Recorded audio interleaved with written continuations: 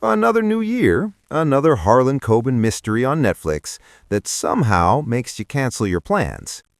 Runaway is currently the #1 show in the world.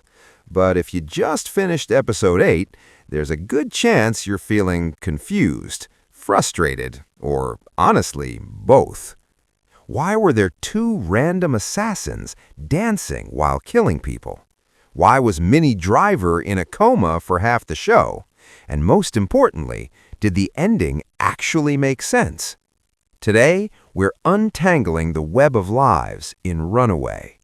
We're breaking down the biggest changes from the book, the truth behind the so-called Manson-style cult in the woods, and the final twist about Paige's mother that quietly changes everything. Chapter 1. The change that broke the story. First, you have to understand something important. In the original novel, this story takes place in New York, not the UK. Netflix moved it to London and Manchester, and that single decision changed the entire tone. In the book, the criminal underworld feels dark, gritty, and dangerous.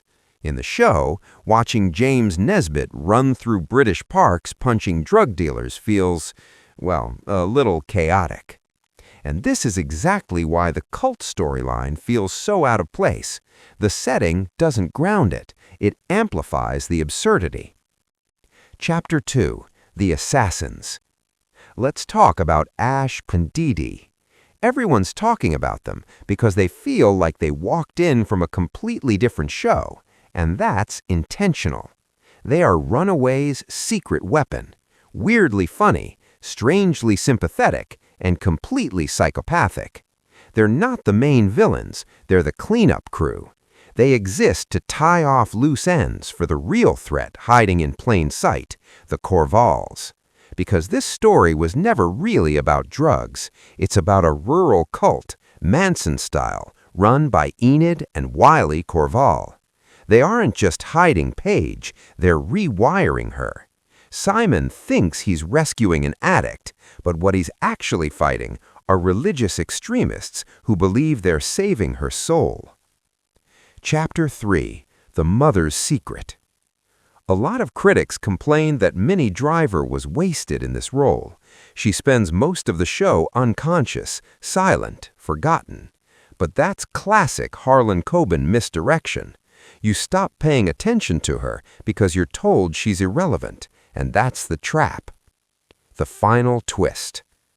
The show wants you to believe that Aaron was killed by Simon or by the drug world, but the ending reveals something far more unsettling. The truth doesn't come from strangers, it comes from family. Paige didn't just run away because of drugs, she ran to escape a secret that Ingrid may have known about from the very beginning. And suddenly, everything clicks. The coma wasn't wasted time. It was silence hiding guilt. Conclusion. Runaway is junk food television at its absolute finest. It stacks implausibility on top of implausibility until you eventually stop resisting and just let it happen. It's not high art, but James Nesbitt's performance keeps the chaos grounded just enough to hold it together. So, did you guess the twist? Or was it all just a little too ridiculous? And do you think Netflix should finally stop adapting Harlan Coben novels in the UK? Let me know in the comments.